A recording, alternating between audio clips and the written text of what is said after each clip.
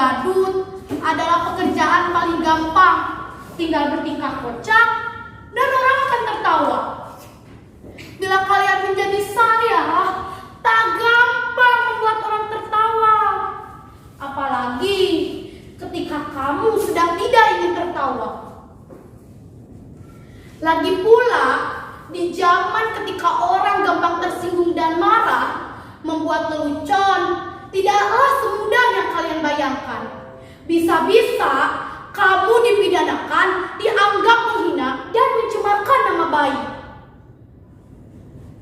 Kawan baik saya, seorang pelawak, dipenjara hanya karena membuat lelucon yang kemudian dianggap menghina. Dia bercerita tentang seseorang yang memanjat pohon kelapa pada jam 10 pagi. Di atas pohon kelapa, orang itu mengumandangkan adzan subuh. Tentu saja itu membuat gempar seluruh kampung. Orang-orang langsung berbondong mendatangi orang itu, berteriak-teriak, bahkan ada ingin yang membunuhnya. Hei, turun kamu! Dasar kafir! Begitu orang-orang berteriak marah,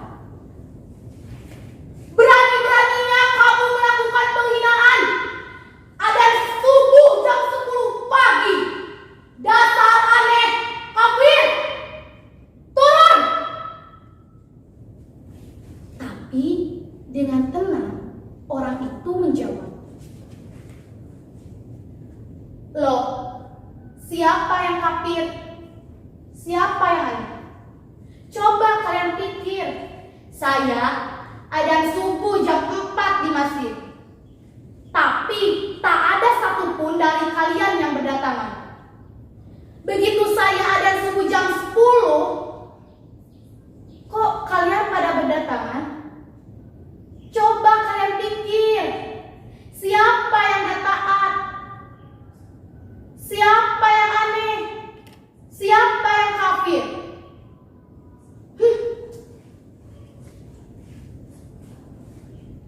Orang-orang kok gampang mengkafir-kafirkan orang hanya karena berbeda menjadi bermusuhan. Orang sekarang sepertinya senang bertengkar. Kalau Descartes bilang, aku berpikir maka aku ada. Tapi orang sekarang bilang, aku bertengkar maka aku ada. Pertengkaran menjadi komoditi, diperjualbelikan, bahkan seringkali digunakan untuk pembenaran kekuasaan. Ayat-ayat digunakan untuk kepentingan. Makanya sekarang ini susah membuat orang tertawa. Saya menjadi badut meneruskan ayah saya. Dulu ayah saya seorang badut. Jadi sekarang pun saya jadi badut. Sekarang kan sedang ngetren anak meneruskan orang tuanya. Bapaknya jadi presiden, anaknya pingin jadi presiden. Enggak dong. Anaknya ada yang nyalon jadi gubernur, bahkan ada yang nyalon jadi wali kota. Sudah jangan ngomong lantur, nanti saya malah ditangkap. Dulu kata bapak saya, jadi badut itu lumayan enak, penghasilannya lumayan. Bapak saya sering diundang karena orang-orang butuh hiburan. Badut dan pelawak masih dianggap lucu.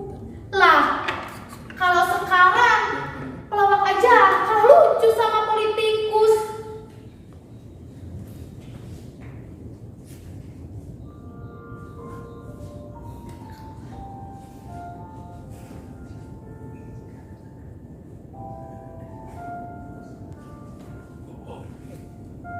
Aduh,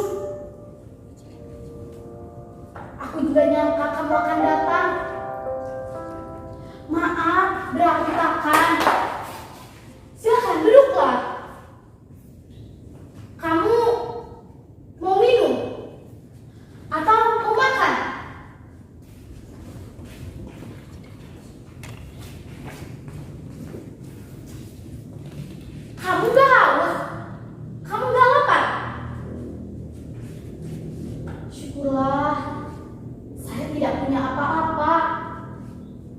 Tapi bisa pesen GoFood.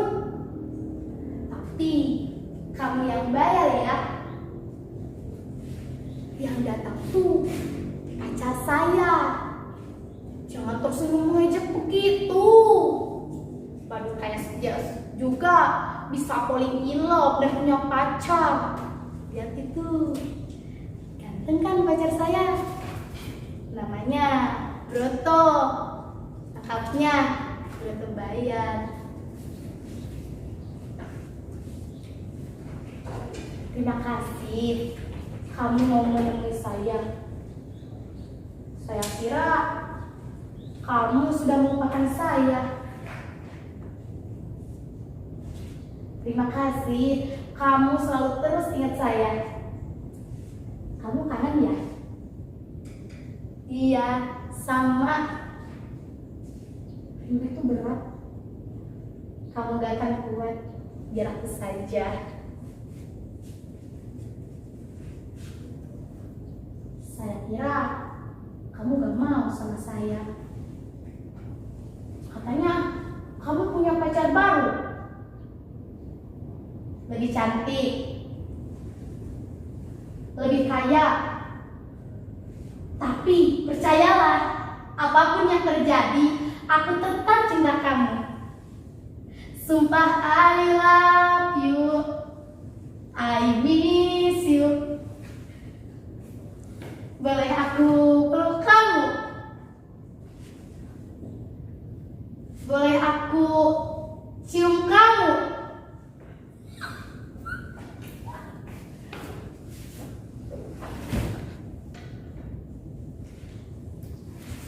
Broto? Broto? Broto?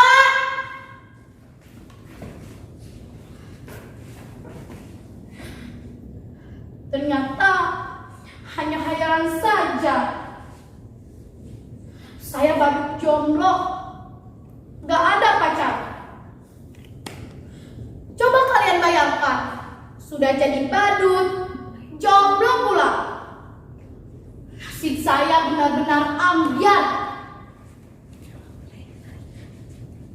Percayalah, jadi badut itu berat. Kamu gak akan kuat. Biar aku saja.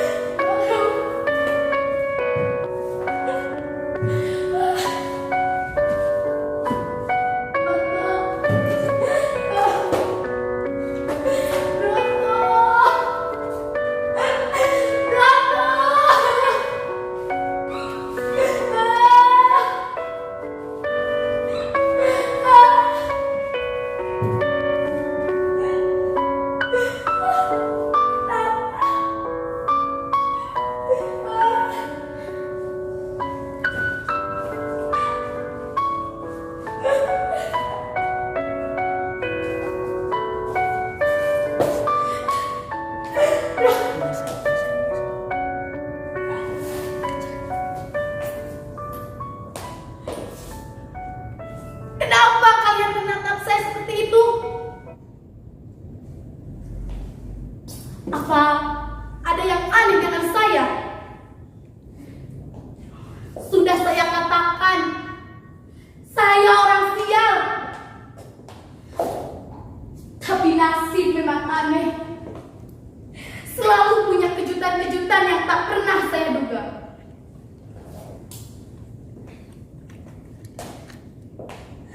Kalian lihat penampilan saya. Begitu keren dan perlentek. Saya seorang badut. Saya tak pernah memimpikan ini. Tapi barangkali inilah takdir saya. Suatu hari saya diminta untuk mengisi hiburan di kampanye partai. Penampilan saya biasa-biasa saja, sama sekali tahu.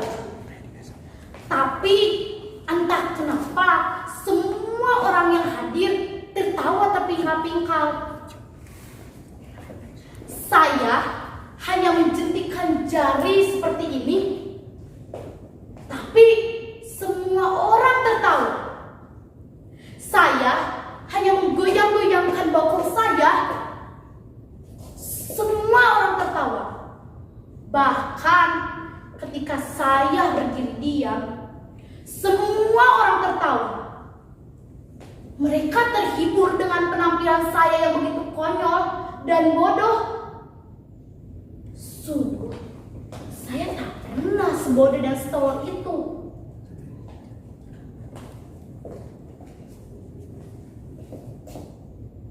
Lalu, pimpinan partai itu mendatangi saya, menjabat saya, dan memuji-muji saya. Katanya, saya adalah orang yang karismatik. Sayangnya, bakat disukai banyak orang. Itulah kekuatan seorang pemimpin. Ia bilang, menjadi pemimpin tak perlu cerdas dan pintar. Yang penting disukai banyak orang.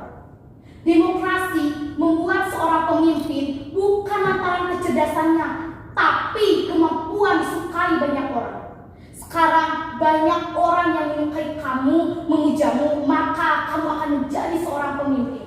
Tak peduli kamu salah atau benar, yang penting orang tetap percaya kamu. Kamu boleh bohong atau menimbul sesukamu, yang penting orang percaya kamu dan menyukai kamu. Dan kamu punya bakat sebesar itu. Orang menertawai kamu, sesungguhnya mereka menyukai kamu. Kemudian mereka dandani saya menjadi necis seperti ini. Saya didaftarkan ikut pilkada, padahal saya nggak tahu apa itu pilkada. Saya nggak tahu bedanya pilkada sama pilkabe. Tapi orang bilang pilkada itu boleh coba-coba buat anak. Tapi pilkada itu boleh coba-coba buat anak. Makanya banyak anak para pejabat dan pemimpin yang coba-coba ikut pilkada. Kenapa mereka memilih saya? Saya didaftarkan ikut pilkada, padahal saya tak punya ijazah. Tapi mereka bilang, tenang saja, ijazah bisa dipalsukan. Jangankan ijazah, kebenaran pun bisa dipalsukan. Dan siangnya saya menang pilkada. Zaman memang sudah bilang, mereka memilih saya karena bisa membuat mereka bahagia. Saya dianggap orang paling lucu yang bisa membuat hidup mereka bahagia.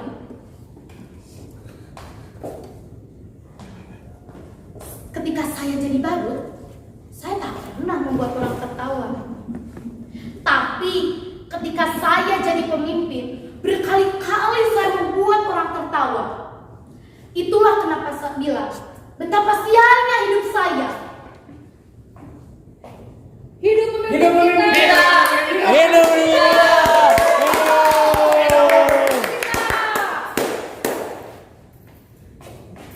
Sungguh, betapa sialnya hidup saya. Dulu menjadi badut, menjadi pemimpin pun jadi badut. Badut yang bisa mereka atur, badut yang membuat mereka terhibur. Percayalah, jadi badut itu berat. Kamu gak akan kuat, biar para pemimpin saja.